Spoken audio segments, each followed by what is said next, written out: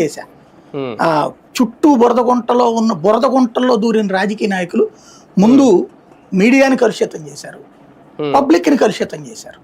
ఇప్పుడు మీడియాని మీరు శుద్ధపూసలా అని చెప్పేసి అడిగే పరిస్థితి వచ్చా, అట్లాగే జనాల్ని మీరు తింటలేదా అనే పరిస్థితి వచ్చా, మీకే పెడుతున్నాం కదా అన్నటువంటిది. కాబట్టి ఇక్కడ ఇవాళ ఏమి లేదు, ఒక అవినీతికి అలవాటు పడ్డ రాజకీయ వ్యవస్థ మొత్తం వ్యవస్థను నాశనం చేసేసింది. ఇప్పుడు అధికారి ఇదివరకు లంచం తిన్నాడంటే చాలా పెద్దది, 50 రూపాయలు తిన్నా 100 రూపాయలు తిన్నా సరే పెద్ద ఇష్యూ కింద ఫీల్ చేయేవాడు, సైకలాజికల్గా ఫీల్ అయ్యేవాళ్ళు టీవీలోనో పేపర్లోనో వచ్చినప్పుడు. ఇప్పుడు అదేదో దొరికాడంటారు పాపం పాపం అంటున్నారు.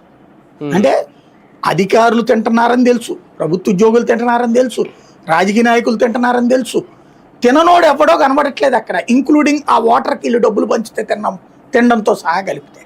కాబట్టి ఇవాళ కరప్షన్ని బీభత్సమైన సబ్జెక్టుగా చూడట్లేదు. ఏం చూస్తారయ్యా అంటే తమని ఇబ్బంది పెట్టే అవినీతి, లైక్ లంచాలు.